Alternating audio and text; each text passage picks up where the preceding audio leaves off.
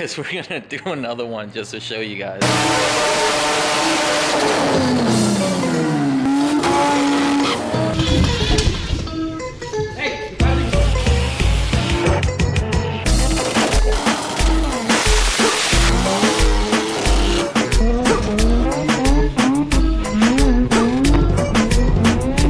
Right now we're on the way to 3Ps. In 1 mile, turn right onto Phillips Boulevard. Shut up, man. These were like a little more complicated to get built just because they're brand like heritage wheels. They came out perfect. So I wasn't really in a rush on them anyways. Hopefully I'll make it back to the shop because I woke up this morning and it was super cold. It was like, not over here like super cold, it was like 50 degrees, 48 degrees, and that shit caused a leak on my diesel truck. Some valve by the filter.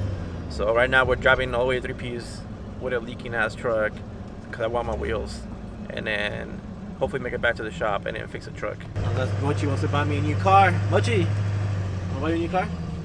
New car? No? Hey, did you see the wheels yet? How come these are different than what everyone else has? So you picked really expensive options, which really sucked. But you have Okayama as the base wheel. You've got directional, so that's why they got that little twist on them. You went with the deep concave profile, and then instead of doing the standard finishes, which cost me more money, so fuck you, you went full brush with a candy red center cap. Well, look how good it looks. It does look good. It does look good. I mean, if you're gonna get a sick ass set of wheel from 3Ps, you might as well just go all the way out on it, right? So these are really cool. I love the brushed finish. It's something that a lot of people, they choose to go with something shiny. Brush definitely accents the wheel more. So especially when you look at a lot of the things that I love on wheels, the little details. You've got these ball end mill cuts here that your camera definitely won't focus on. Oh no, it does. Yo, look at this. Like, come on. Look how the thing focuses on. Oh shit, don't play me. So you got the ball end mill cuts here. You've got these little things that I should know the name of between the spokes. The little cool things. Like, it'd be hard to clean. Yeah, exactly. Yeah. But they really accent those details as opposed to doing something like a shinier finish where it kind of blends the whole wheel together. So I think it's going to look really good on the car. I really like the finish combination with the car color. I mean, you guys did the blitzes with the same finish, like almost same stock. It was only the phase, and those things look good on every fucking car I put them on, pretty much. And that's the nice thing with brushed finish. I mean, it's one of those things that's really universal. It's not, oh, yo, that's full of Black Widows over there. You should not say that. Just like this whole wall. Yeah, that's fine, man. It's a nice finish that really just works on any car. You don't have to have a specific setup. It's not something that is only going to pair with, a white car or a bronze car or a green car. You can swap these between your different chassis, and I know you have too many cars, so this works well for you. And this is your own in-house brand, right? Yeah. So this is Heritage Wheel, made in the U.S., made right here in Montclair. Literally. They're completely custom made to order, so every single detail, brake clearance, diameter, width, offset. Peter was able to go back and forth with you on what's going to clear your brakes. We're able to maximize your lip size off of that. And it's really the advantage of, we get a lot of people coming in wanting Japanese wheels. I know you love Japanese wheels, but I think part of it for us is sometimes this is the better choice for the application, and especially for this car, we were able to dial in all those little details to make it really work for you. And I feel like they'll be stronger too than like what I can get somewhere else, right? I would argue, yeah. I mean, I think, they're 60-61 forged aluminum, so I'm not in the business of disparaging anyone, but our wheels see race use, and they hold up to it, and you can take away from that what you will.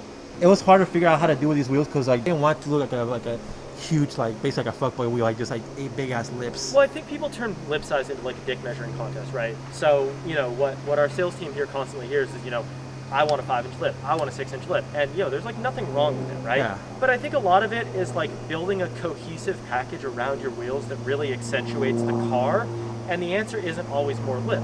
I mean, I think we've got, check my paper here that I should know. Yeah, we've got like a 3 and a 3.5 on these. So the fronts are 3 and fronts are 3, and a 3.5, and it's plenty. Thanks again, man. No problem, man. Mochi's super happy. Look at him over there. Like, Mochi, you like him? All right, so we snuck out, made it to the airport. Barely made it. Mochi almost got in trouble because you see how big he is. This is all hair, so they almost said that he was way too big to be riding in that little crate, which he's done it like 6-7 times, so almost didn't make it. But right now we're just waiting to go in and then surprise my mom for Christmas. Closest exit may be behind you. In the event of emergency, leave all belongings. It's literally just that. ¿Y dónde está Mauricio? ¿Y ahora? ¿Cómo así? Mira, ¿qué es lo que te trae?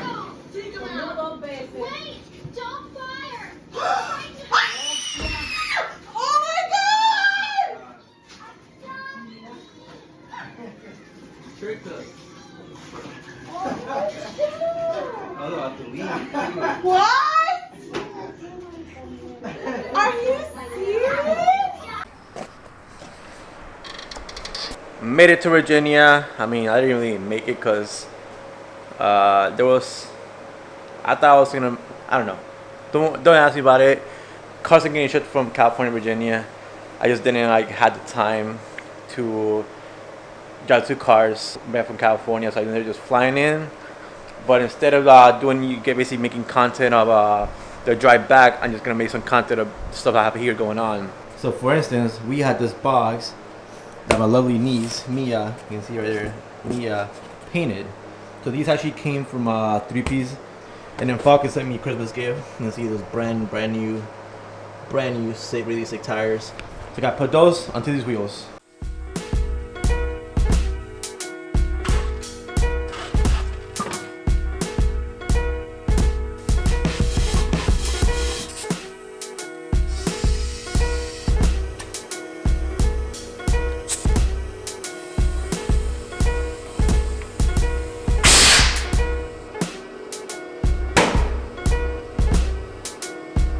Right now I'm about to show you basically the beginning of the new shop, the plans we have for it.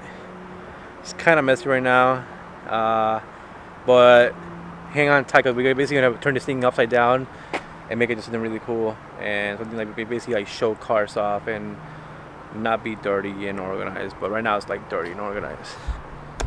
So this is my new shop, pretty much. You can see it has this little space. This little space with all these cars in it. That, don't worry about what this is. So the plan I have right now is basically like this post, basically all this, all the way to the back. This whole side's gonna be mine, and that whole is gonna be Mike. So basically, this shop would now be only for our cars, and a spot where we can actually do YouTube content. So basically, have everything cleared out for our own cars. So I have my version here. I have the FD. It's a little dirty. Have to clean it. I have the burnout car. I'm gonna start working on pretty soon. And then all the shit I brought from California. So all the engines, the racks, the lift, transmissions, everything. And here's the Miata, right-hand drive rotor Miata, and then the Beast is right here. So I think over the next couple of days, I'm gonna start cleaning everything up, putting the racks up. So it still doesn't have power, so most likely in this corner is where I'm gonna put everything else. I'm gonna put the racks, the lift, and basically build like a jumper from the other side, so I can put power in that corner for now, so I can start working a little bit. And after that, I start running power to this whole thing and getting it looking nice. But yeah, so it's gonna be the mission for today and tomorrow. Is to put these things up and then put those things up and start organizing so I can get back to work. 20 hours later, car's clean, wheels are on. Slower a little bit because I don't have BCs on it yet. I just have some, I forgot what they are, but I have some clovers that are not BCs. Thing is heavy to push. Thing looks amazing.